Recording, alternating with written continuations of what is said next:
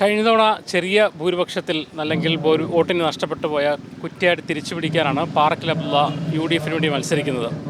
അദ്ദേഹം നമ്മളിപ്പോൾ 333 വോട്ടിനാണ് കഴിഞ്ഞ തവണ നഷ്ടപ്പെട്ടത്. ഇത്തവണ എങ്ങനെയാണ് തെരഞ്ഞെടുപ്പ് പ്രചരണം? ഇത്തവണ പ്രചരണം വളരെ നന്നായി നടക്കുകയാണ്. ഇതൊരു UDF നിയോജക മണ്ഡലമാണ്. അതിൻ്റെ ഉദാഹരണം 2016 ഞാൻ വരുമ്പോൾ 2 പഞ്ചായത്താണ് ഇവിടെ ഉണ്ടായിരുന്നത്, വേളം ആയഞ്ചേരി പഞ്ചായത്ത്. ഇപ്രാവശ്യം വേളം ആയഞ്ചേരി, പുറമേരി, മണിയൂർ, തിരുവള്ളൂർ പഞ്ചായത്ത് ടൈ ആയപ്പോൾ വോട്ടിട്ടു. പകുതി 50-50 എന്ന നിലയിൽ പ്രസിഡന്റ് അവരും വൈസ് പ്രസിഡന്റാണ്. കുറ്റ്യാടി പഞ്ചായത്തിൽ ഒരു സീറ്റ് 11 വോട്ടിന് അവർക്ക് ലഭിച്ചത്. അങ്ങനെ വില്യാപ്പള്ളി പഞ്ചായത്തിൽ ഒരു സീറ്റ്, ഒരു വാർഡ് ടൈ ആയപ്പോൾ നറുക്കിട്ടപ്പോൾ അവർക്ക് കിട്ടി. പിന്നീടുള്ള ഒരു സീറ്റ് അതിൻ്റെ വ്യത്യാസത്തിലാണ് ഇപ്പോൾ ഭരിക്കുന്നത്. അപ്പോൾ ഇത് മൊത്തം പരിശോധിച്ച് നോക്കിയാൽ വലിയൊരു ട്രെൻഡ് തന്നെ കുറ്റ്യാടിയിൽ UDFൻ്റെ ഒരു മാറ്റം വരാൻ വേണ്ടിയുള്ള ഒരു ട്രെൻഡാണ് നമ്മൾ കണ്ടുകൊണ്ടിരിക്കുന്നത്. കഴിഞ്ഞ LDF സർക്കാരിൻ്റെ 10 വർഷ വികസന നേട്ടങ്ങൾ, അതുപോലെ തന്നെ കുറ്റ്യാടിയിൽ കൊണ്ടുവന്ന പല ടൂറിസം പദ്ധതികൾ ഉൾപ്പെടെ മുൻനിർത്തിക്കൊണ്ടാണ് കുഞ്ഞമ്മദ് മാസ്റ്റർ വോട്ട് ചോദിക്കുന്നത്. ഈ കഴിഞ്ഞ 5 വർഷത്തെ താങ്കൾക്ക് ശേഷം MLA ആയിരുന്ന അദ്ദേഹമാണ്. ഇപ്പോൾ ഈ 5 വർഷത്തെ പ്രകടനം അദ്ദേഹത്തെ തുണക്കില്ലേ ശരിക്കും? 5 വർഷം അദ്ദേഹം ഒരു പദ്ധതി ഇവിടെ കൊണ്ടുവന്നതായി, പുതിയൊരു പദ്ധതിയും കൊണ്ടുവന്നതായി അറിയില്ല. ടൂറിസം പദ്ധതി ഇവിടെ ഉള്ളത് പയൻകുറ്റിമലയാണ്. ആ പയൻകുറ്റിമലയിൽ ഞാനാണ്, അത് കാട് പിടിച്ച് കിടക്കുന്ന ഒരു സാഹചര്യമായിരുന്നു. അവിടെ വൃത്തിയായ റോഡ് പോലുമില്ല. മേലെ കയറിയാൽ സൂര്യാസ്തമയം കാണാനൊക്കെ ഒരുപാട് ആളുകൾ ആകർഷിക്കുന്ന ഒരു സ്ഥലമാണ്. അപ്പോൾ അവിടെ അങ്ങനെ ഒന്നും ഞാൻ വരുന്ന 2016 വരെ ഉണ്ടായിരുന്നു. നിങ്ങൾക്ക് പരിശോധിച്ചാൽ മനസ്സിലാവും. അതിനുശേഷം അവിടെ 2.5 കോടി രൂപ ചെലവഴിച്ചു. വളരെ വൃത്തിയായി ഭംഗിയായി അതിൻ്റെ സൗകര്യങ്ങളൊക്കെ ഒരുക്കുന്നത് നല്ല അവിടെ അദ്ദേഹത്തിൻ്റെ ഒരു ഇടപെടലുണ്ടായിട്ടില്ല. അതിനപ്പുറത്ത് നമ്മൾ കാണേണ്ടത് വികസന തുടർച്ച എന്ന് പറയുമ്പോൾ, വികസനമാണെങ്കിൽ ഞാൻ 2016 ഇവിടെ മത്സരിച്ചപ്പോൾ ഞാൻ കണ്ടൊരു യാഥാർത്ഥ്യം, നമ്മുടെ ആയഞ്ചേരി, അതുപോലെ തന്നെ കുറ്റ്യാടി, വേളം, തിരുവള്ളൂർ പഞ്ചായത്തുകളിലെ വലിയ പ്രശ്നം ഈ അറബിക്കടലിൽ നിന്നുള്ള ഉപ്പോര് കയറുകയാണ് കുറ്റ്യാടിപ്പുഴയിലേക്ക്. ആ ഉപ്പോര് കയറിയിട്ട് ശുദ്ധജല സ്രോതസ്സ് നഷ്ടപ്പെട്ടു പോവുക. ഇപ്പോൾ വടകരയിൽ മുനിസിപ്പാലിറ്റിയിൽ വെള്ളം കൊടുക്കുന്നത് കുറ്റ്യാടിയിൽ നിന്ന്. കുറ്റ്യാടി വലിയ ജലസ്രോതസ്സുള്ളൊരു സ്ഥലമാണ്. അത് വടകരയിലെ മുനിസിപ്പാലിറ്റിയിലെ വെള്ളം പോലും ഒരു ജനുവരിക്ക് ശേഷം ഉപ്പ് വെള്ളമാണ് ലഭ്യം. കുറ്റ്യാടി മേഖലയിൽ, ആയഞ്ചേരി മേഖലയിൽ, അതുപോലെ തിരുവള്ളൂർ വേളം മേഖലയിലൊക്കെ കൃഷി നശിച്ചു പോവുകയാണ്. പരിസരത്തുള്ള കുടിവെള്ള കിണറിലൊക്കെ ഉപ്പ് കയറുകയാണ് ജനുവരിക്ക് ശേഷം. അപ്പോൾ അതിനൊരു പരിഹാരം, അതിനു വേണ്ടിയാണ് റെഗുലേറ്റർ കം ബ്രിഡ്ജ് ഞാൻ MLA ആയപ്പോഴും അവിടെ കൊണ്ടുവന്നു. അത് 62 കോടി രൂപയുടെ പ്രൊജക്റ്റാണ്. 2019 ലാസ്റ്റ് അതിൻ്റെ ഉദ്ഘാടനം കഴിഞ്ഞു. ഏതാണ്ട് 1.5 വർഷം കൊണ്ട് പൂർത്തിയാക്കും എന്നാണ് പറഞ്ഞത്. പക്ഷേ ഞാനത് 2021 ഇറങ്ങി വരുമ്പോൾ ഏതാണ്ട് ഒരു 24% വർക്ക് ഏതാണ്ട് കഴിഞ്ഞിരുന്നു. പിന്നെ ഒരടി മുന്നോട്ട് പോയിട്ടില്ല.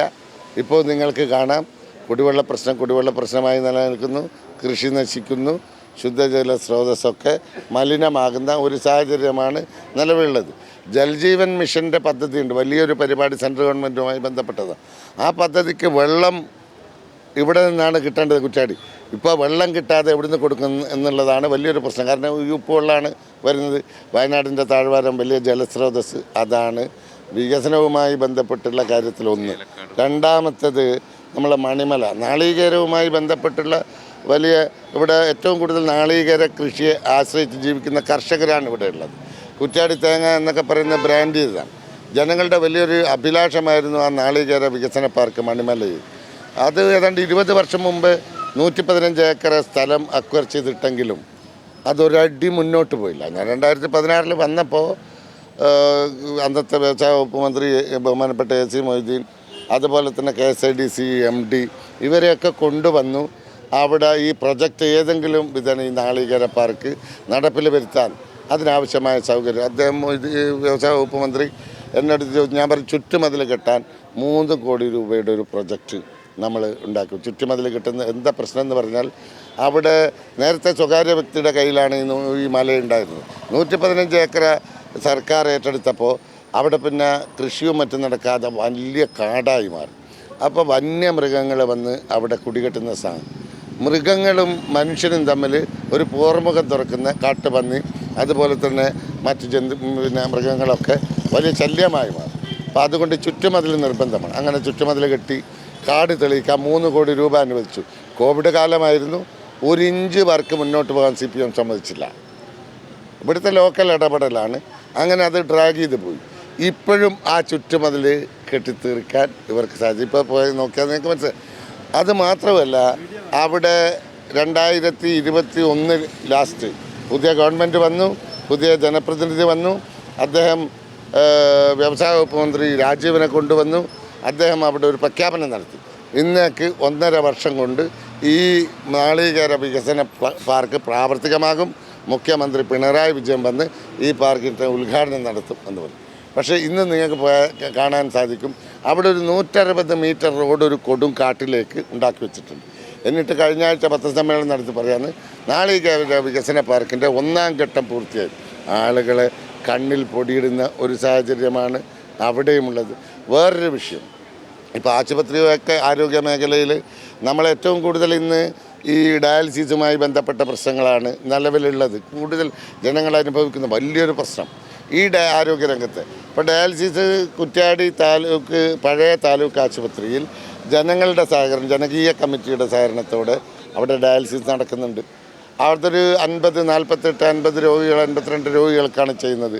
ഞാൻ പോയി നോക്കുമ്പോൾ അവിടെ 60ഉം 65ഉം രോഗികൾ പിന്നെ അവിടെ സ്റ്റാൻഡ് ബൈയിൽ നിൽക്കുകയാണ്. നിങ്ങൾക്കറിയാം, ഒരു പേഷ്യൻ്റ് ഒരു ഡയാലിസിസ് പേഷ്യൻറ്റിനെ മെഷീനിലേക്ക് കയറ്റിയാൽ പിന്നെ അത് വേക്കൻസി വരണമെങ്കിൽ അദ്ദേഹത്തിന് എന്തെങ്കിലും സംഭവിച്ചെങ്കിൽ മാത്രമേ, കാരണം ഇത് മരണം വരെ വേണ്ടൊരു കാര്യം. അപ്പോൾ പുതിയൊരാൾക്ക് അവിടെ കയറി വരാൻ പറ്റില്ല. രോഗികളിങ്ങനെ നിരന്തരമായി എനിക്ക് നാളെ ഡയാലിസിസ് വേണം, എൻ്റെ കയ്യിൽ ഒരു പൈസ ഇല്ല, ഒരു ഡയാലിസിസ് നടത്തണമെങ്കിൽ 2000, 2500, 3000 രൂപ വേണ്ടി വരുന്ന കേസാണ്. അങ്ങനെയാണ് ഞാൻ അവിടെ ആ പഴയ കെട്ടിടമാണ്, ആ പഴയ കെട്ടിടം മാറ്റി പുതിയ കെട്ടിടത്തിന് വേണ്ടി 1 കോടി രൂപ MLA ഫണ്ടിൽ നിന്ന് അനുവദിച്ചു. ഞാൻ 2021 ഇറങ്ങി വരുമ്പോൾ ഈ 100 ആളുകൾക്ക് 100 രോഗികൾക്ക് ഡയാലിസിസ് ചെയ്യാനുള്ള സൗകര്യമൊരുക്കി കെട്ടിടം റെഡിയായി. പിന്നെ അവിടെ വേണ്ടത് ഒരു RO പ്ലാന്റാണ് വേണ്ടത്. ബാക്കി എക്യുപ്മെൻസിന് അപ്പുറം ഇപ്പുറമൊക്കെ ഉണ്ട്. അതൊക്കെ സഹകരിപ്പിച്ചാൽ ജനപ്രതിനിധി MLA വിചാരിച്ചാൽ നടക്കും. പക്ഷേ ഈ നിമിഷം വരെ ഒരടി അത് മുന്നോട്ട് പോയില്ല. RO പ്ലാന്റ് ഇല്ല. നിങ്ങളാൽ ഒരു ദിവസം 50 ഡയാലിസിസ് എന്ന് പറയുമ്പോൾ ഒരു മാസം 1500 ഡയാലിസിസ്, ഒരു വർഷം 1800, 18,000 ഡയാലിസിസ്, 5 വർഷം 90,000, 1 ലക്ഷം ഡയാലിസിസ്. ആ പേഷ്യൻറ്റിന് അവസരം നിഷേധിക്കല്ലേ ഇത്? നിങ്ങൾക്ക് പോയി നോക്കിയാൽ അവിടെ കാണാൻ സാധിക്കും. അങ്ങനെ ഓരോ കാര്യങ്ങളും. ഇപ്പോൾ അദ്ദേഹം അവകാശപ്പെടുന്നത് കുറ്റ്യാടി ബൈപ്പാസാണ്. കുറ്റ്യാടി ബൈപ്പാസ് 39 കോടി രൂപ ഞാൻ കൊണ്ടുവന്നു. അത് തണ്ണീർത്തടം എന്ന് രേഖപ്പെടുത്തി വെച്ച സ്ഥലമായിരുന്നു. 2 വർഷം അതിൻ്റെ പിന്നാലെ നടന്നു. അത് കുറ്റ്യാടി ടൗണ് മുതൽ ഈ സ്വദേശി ഹോട്ടൽ മുതൽ തണ്ണീർത്തടമാണ് എന്ന് രേഖപ്പെടുത്തി വെക്കപ്പെട്ട ചുവപ്പ് നാടയിൽ കുരുങ്ങിയ ആ സ്ഥലം, അതിൻ്റെ ചൊരകളൊക്കെ നീക്കി അവിടെ 1400 മീറ്റർ 12 മീറ്റർ വീതിയിൽ ബൈപ്പാസ് കൊണ്ടുവരാൻ എല്ലാ ശ്രമവും ടെക്മാർക്ക് ഭൂമി ഏറ്റെടുത്തു, ഗവൺമെൻറ് തരം മാറ്റിക്കൊടുത്തു, ഫണ്ട് അനുവദിച്ചു. വർക്ക് നടക്കുന്നതിൻ്റെ ജസ്റ്റ് മുമ്പേ കോവിഡ് പ്രശ്നങ്ങളൊക്കെ ഉണ്ട്. തെരഞ്ഞെടുപ്പ് വരുന്നതിൻ്റെ ജസ്റ്റ് മുമ്പ് അവിടെ വേണ്ടാത്ത ചില പ്രശ്നങ്ങളുണ്ടാക്കി ആ വർക്ക് തടസ്സപ്പെടുത്തി. ഇനി അത് പോകട്ടെ. അതൊക്കെ കഴിഞ്ഞ് 2021 ഞാൻ തോറ്റതിന് ശേഷം MLAയുടെ ആദ്യത്തെ സബ്മിഷൻ 21 അദ്ദേഹം പറയുന്നത് എന്താ, കുറ്റ്യാടി ബൈപ്പാസ് എത്രയും പെട്ടെന്ന് പ്രാവർത്തികമാക്കണം, ആരും തിരിഞ്ഞു നോക്കാനുണ്ടായില്ല എന്നൊക്കെ. ബഹുമാനപ്പെട്ട മുഹമ്മദ് റിയാസ് മന്ത്രിയുടെ മറുപടി ആ സബ്മിഷന് ആ വിഷ്വൽ എല്ലാവരും എടുക്കലുണ്ട്. 2016 മുതൽ 21 വരെ ചെയ്ത വർക്കുകൾ ഓരോ ഡേറ്റ് ഇട്ട് അദ്ദേഹം എഴുതിയിട്ട് അദ്ദേഹം പണി ഏതാണ്ട് പൂർത്തിയായിട്ടുണ്ട്. അതിൻ്റെ ബാക്കി കാര്യങ്ങളൊക്കെ 90% പണി പൂർത്തീകരിച്ചു, 10% ബാക്കിയുള്ളൂ. ഈ 10% ഇപ്പോഴും അദ്ദേഹത്തിന് പൂർത്തീകരിക്കാൻ സാധിച്ചിട്ടില്ല.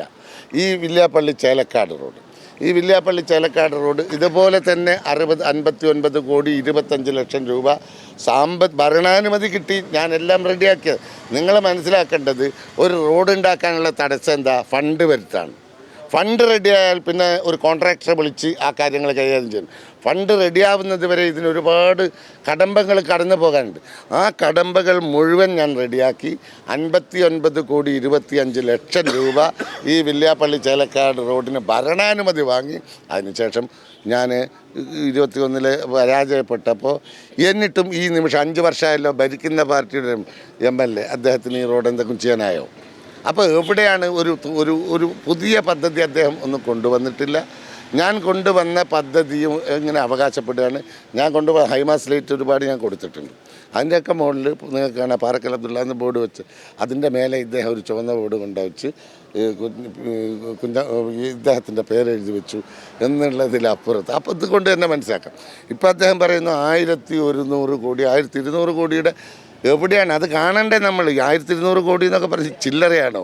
അത് നമ്മൾ കണ്ടേ. ഞാൻ 730 കോടി കൊണ്ടുവന്ന് അക്കമിട്ട് ഓരോന്നും ഞാൻ പറഞ്ഞിട്ടുണ്ട്. ഇന്ന റോഡ്, ഇന്ന പാലം, ഇന്ന കാർഷിക മേഖലയിൽ ഇന്നത്, വിദ്യാഭ്യാസ മേഖലയിൽ ഇന്നത്. വിദ്യാഭ്യാസ മേഖലയിൽ ഞാൻ മണിയൂർ കോളേജിൽ ഒരു PG കോഴ്സ് ഉണ്ടായിരുന്നില്ല.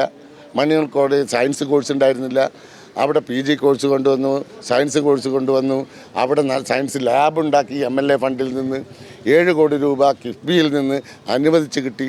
അതിൻ്റെ വർക്ക് ഊരാളുകളിനെ കൊണ്ട് ഞാൻ തുടക്കം കുറിച്ചു. ഇങ്ങനെ ഇതൊക്കെ ഇന്ന് അവകാശപ്പെടുന്നത് ഇതൊക്കെ ഞാനാണ് എന്ന് അത് ജനം വിലയിരുത്തുമെന്നാണ് എനിക്ക് മനസ്സിലാക്കാനുള്ളത്. രാഷ്ട്രീയ പോരാട്ടം നടക്കുന്ന ഒരു സ്ഥലം കൂടിയാണ് കുറ്റ്യാടി. കഴിഞ്ഞ തദ്ദേശ തെരഞ്ഞെടുപ്പിലാണെങ്കിലും തെരഞ്ഞെടുപ്പിന് ശേഷമുള്ള പോരാട്ടങ്ങളിലും അക്രമത്തിലൊക്കെ തന്നെയും താങ്കളെയാണ് CPM അറ്റാക്ക് ചെയ്യുന്നത്. അപ്പോൾ ആ ഒരു രാഷ്ട്രീയ വൈരം അല്ല, അത് രാഷ്ട്രീയ വൈരം ഇവിടെ ഞങ്ങൾക്കാരോടുമില്ല, ഒരു രാഷ്ട്രീയ വൈരവുമില്ല. പക്ഷേ ഇവിടെ നേരത്തെ പറഞ്ഞു, ഒരാഴ്ച മുമ്പ് പറഞ്ഞ ഒരു ബോംബ് കൃഷി ഇവിടെ നടക്കുന്നുണ്ടെന്ന്. കാരണം KSUക്കാരൻ കണ്ണൂരിൽ KSUവിൻ്റെ ഒരു നേതാവ് വിദുൽ ബാലൻ എന്ന് പറയുന്ന KSU നേതാവ് ആരോഗ്യമന്ത്രിക്ക് കരിങ്കൊടി കണ്ണൂരിൽ കാണിച്ചു. ഒരു അക്രമം അവിടെ ഉണ്ടായിട്ടില്ല. അതിൻ്റെ പേരിൽ വിദുൽ ബാലൻ്റെ തോടന്നൂരിലുള്ള വീടിൽ രാത്രി 1 മണിക്ക് ബോംബെറിയാണ്. അച്ഛനും അമ്മയും മാത്രമേ പ്രായമുള്ള അച്ഛനും അമ്മയും കിടക്കുന്ന വീട്ടിലാണ് വന്ന് ബോംബെറിയും. ദൈവാധീനം കൊണ്ട് അവർ രക്ഷപ്പെട്ടു. ഇപ്പോൾ മനസ്സിലാക്കുന്നത് എന്താ? അതൊരു അധ്യാപകനെ എറിഞ്ഞത്. നേരത്തെ കാഫർ സ്ക്രീൻഷോട്ട് ഉണ്ടാക്കിയതും അന്വേഷിച്ചപ്പോൾ ഒരു അധ്യാപകനായിരുന്നു കോടതി പോലീസ് കണ്ടെത്തിയത്. ഇപ്പോഴെന്താ പ്രശ്നം? ഇപ്പോൾ ഇവിടെ കൊറ്റിയാമ്പൊയിൽ ഇന്നലെ വൈകുന്നേരം 4:30 മണിക്ക് വീടിൻ്റെ ടെറസിന് മുകളിൽ വെച്ച് ബോംബ് പൊട്ടി. കൈപ്പത്തി നഷ്ടപ്പെട്ടു. ഇവിടെ MJ ഹോസ്പിറ്റലിൽ കൊണ്ടുവന്നു വൈകുന്നേരം. അവിടെ നിന്ന് നേരെ മെഡിക്കൽ കോളേജിൽ കൊണ്ടുപോയി കൈ വെട്ടി മാറ്റിയിട്ടുണ്ട് ഇപ്പോൾ മെഡിക്കൽ കോളേജ്. എന്തുകൊണ്ട് ഈ വാർത്ത പോലീസ് പറഞ്ഞില്ല, പത്രം കാണുന്നില്ല? ആരെയാണ് ഇനി ഞങ്ങൾ പറയുന്നില്ല, പോലീസ് അന്വേഷിക്കട്ടെ. ഇവിടെ എന്തോ ഒരു അപകടമുണ്ടല്ലോ. ഇതങ്ങനെ ഈ കുട്ടി 17 വയസ്സ് 18 വയസ്സുള്ള ഈ പയ്യൻ്റെ കൈപ്പത്തി നഷ്ടപ്പെടുന്ന രൂപത്തിൽ വീടിൻ്റെ ടെറസിന് മുകളിൽ വെച്ച് ഒന്നുകിൽ ഈ നിർമ്മാണം നടക്കണം, ഇല്ലേ? അങ്ങനെ ഇല്ലാതെ ഇത് പറ്റുമോ? അപ്പോൾ എന്താണ് ഇനി? എന്തായിരുന്നാലും പോലീസ് തെളിയിക്കട്ടെ, ഞങ്ങൾ പറയുന്നില്ല. പക്ഷേ എവിടെയോ ഒരു ബോംബ് കൃഷി ഇവിടെ നടക്കുന്നുണ്ട്. തെരഞ്ഞെടുപ്പ് പരാജയം മുന്നിൽ കണ്ടുകൊണ്ട് എല്ലാ തരത്തിലുമുള്ള അറ്റാക്കിന് വേണ്ടി CPM ശ്രമിക്കുന്ന കാഴ്ചയാണ് നമ്മൾ കാണുന്നത്. ഈ കുറ്റ്യാടിയിലെ ജനങ്ങളൊന്നും കുറ്റ്യാടി മാത്രമല്ല, കേരളം മുഴുക്കെ ഐക്യ ജനാധിപത്യ മുന്നണി ഭരിക്കുക. അതിനുവേണ്ടി ജനം കാത്തിരിക്കുക. ഈ ഭരണം മാറണം എന്നുള്ളത് സാധാരണക്കാരൻ്റെ ആവശ്യമാണ്. എന്താ കാരണം? നേരത്തെ 30 രൂപ കൊടുത്ത് അപേക്ഷിച്ചാൽ ഒരു സാധാരണക്കാരന് വീടെടുക്കാൻ ഒരു അപേക്ഷ കൊടുക്കാൻ പറ്റും. സാധാരണക്കാരൻ പകലന്തിയോളം ജോലി ചെയ്ത് അതിൽ നിന്ന് മിച്ചം വെച്ച് കിട്ടുന്ന തുക കൊണ്ട് ലോൺ എടുത്തിട്ടാണ് ഒരു വീടുണ്ടാക്കാൻ ശ്രമിക്കുക. അവിടെ 30 ഉറുപ്പിക വാങ്ങുമ്പോൾ 1000 മുതൽ 3000 വരെ. നേരത്തെ 30 ആയിരുന്നു പണ്ട്. പിണറായി വന്നപ്പോൾ അത് 1000 മുതൽ 3000 വരെയായി. അത് ഒരു പെർമിറ്റ് കിട്ടാൻ ഈ സാധാരണക്കാരൻ 555 കൊടുക്കേണ്ടടുത്ത് 8500 രൂപ കൊടുക്കേണ്ടി വരുന്നത്. അങ്ങനെ ഓരോ കാര്യങ്ങൾ നമ്മൾ എടുത്തു നോക്കിയാൽ സാധാരണ ഒരു 800 രൂപ 900 രൂപ ഇലക്ട്രിസിറ്റി ബില്ല് കെട്ടേണ്ടടുത്ത് ഇപ്പോൾ കെട്ടേണ്ടത് 1800, 2000, 2200 വീട്ടു നികുതി എത്ര ഇരട്ടിയാണ് ഇവർ വർദ്ധിപ്പിച്ചിരിക്കുന്നത്. അങ്ങനെ എല്ലാ കാര്യങ്ങളും, എല്ലാ ഗവൺമെൻറ് സർവീസ് എന്തൊക്കെയുണ്ടോ അതിനൊക്കെ 200, 300, 500% വർധനവുണ്ടാക്കി സാധാരണക്കാരൻ ഏറെ പ്രയാസപ്പെടുന്ന, കഷ്ടപ്പെടുന്ന, ബുദ്ധിമുട്ടുന്ന ഒരു സാഹചര്യമാണ് ഇന്ന് നിലവിലുള്ളത്. അപ്പോൾ അതുകൊണ്ട് തന്നെ ജനം വളരെയേറെ താല്പര്യത്തോടെ ജീവിക്കണം എന്നുള്ള ആഗ്രഹം. ഒരു ഗവൺമെൻറ് ജനങ്ങളെ തിരിഞ്ഞു നോക്കുന്നില്ല. ഇപ്പോൾ റേഷൻ കടയുടെ അവസ്ഥ അറിയാം. മാവേലി സ്റ്റോറുണ്ടോ? ലാഭം സ്റ്റോറുണ്ടോ? സപ്ലൈക്കോ എവിടെയാണ്?